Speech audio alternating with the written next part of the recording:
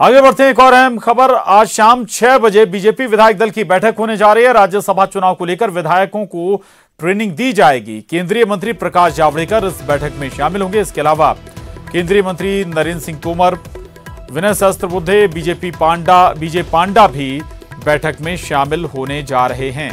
तो शाम 6 बजे ये बीजेपी विधायक दल की बैठक होने जा रही है।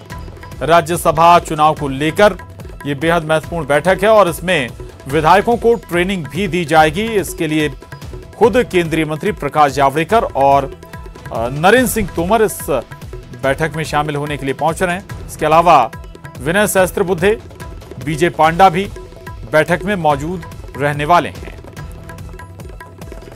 तो आपको बता दें कि जो नंबर्स हैं उस लिहाज से बीजेपी 2 राज्यसभा सीट जीत सकती है, लेकिन किसी भी तरह की कोई गड़बड़ी ना हो, कोई गलत वोट गलत जगह ना पड़ जाए या कोई वोट गलत जगह ना हो जाए, उस लिहाज से बीजेपी यहां पर तैयारी कर रही है। ये देख सकते हैं आप, कांग्रेस के पास 92 तो बीजेपी के पास 107 विधायक हैं, जबकि बीएसपी के 2, एसपी का 1 और निर्दलीय 4 विधायक हैं। इनका रुख कल क्या होगा ये देखना बेहद महत्वपूर्ण होगा।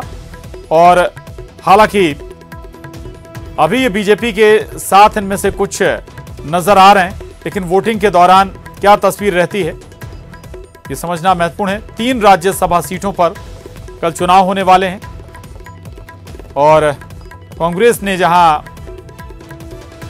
दिग्विजय सिंह और फूल सिंह बरैया को मैदान में उतारा है, तो वहीं अगर बीजेपी का जिक्र करें तो ज्योतिरादित्य सिंधिया पहले नाम है। हालांकि दोनों सीटें जीतने का भरोसा बीजेपी को है यहां पर। तो जो सियासी गणित है वो फिलहाल बीजेपी के पक्ष में नजर आ रहा है। और आज शाम 6 बजे बीजेपी विधायक दल की बैठक भी होने जा रही है। बैठक में रणनीति बनेगी और ट्रेनिंग भी दी जाएगी कि राज्यसभा में कैसे वोट करना है, अपना वोट कास्ट करना है। और इसके लिए नरेंद्र सिंह तोमर, प्रकाश जावड़ेकर, विनय सहस्त्रबुद्धे, विजय पांडा इस विधायक दल की बैठक में शामिल होने जा रहे हैं। तो शाम 6 बजे बीजेपी विधायक दल की बैठक होने जा रही है आज। शरद श्रीवास्तव हमारे साथ जुड़ गए हैं और जानकारी के साथ। शरद, ये बैठक बेहद महत्वपूर्ण, स्वाभाविक है कि कोई गलती ना हो, वोट गलत जगह ना पड़ जाए, कई बार उसका खामियाजा भी उठाना पड़ सकता है। ऐसे में तो ट्रेनिंग तो होगी ही। स्वाभाविक है कि केंद्रीय नेता भी यहां पर पहुंचे हैं। एक तस्वीर कल भी सामने आई थी जब सपा बसपा से जुड़े नेता जो विधायक थे वो बीजेपी के साथ नजर आए थे। क्या कल तस्वीर हो सकती है बीजेपी के लिहाज से?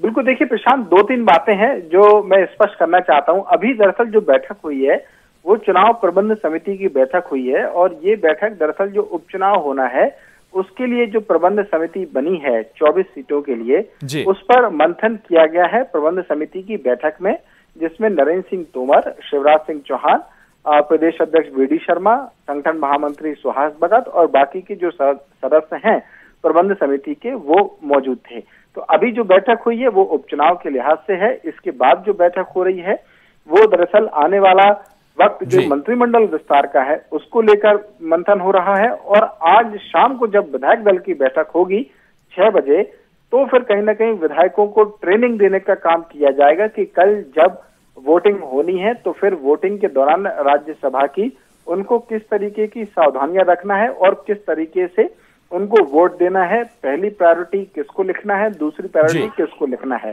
तो ये जो कुछ मंथन है वो शाम के वक्त होगा और उसके बाद फिर डिनर पार्टी आज दोबारा से विधायकों की रखी गई है।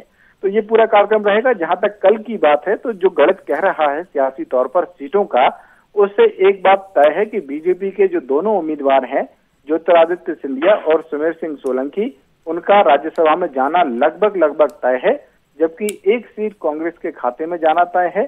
और कांग्रेस की ओर से जो संकेत मिले हैं उसके मुताबिक पहली वरीयता दिग्विजय सिंह को ही मिलना तय है। जी बिल्कुल, आपने 3 बैठकों का जिक्र किया। 2 बैठकें, दूसरी बैठक चल रही है और दूसरी बैठक उपचुनाव के मद्देनजर, पहली बैठक उपचुनाव के लिए और दूसरी मंत्रिमंडल विस्तार को लेकर।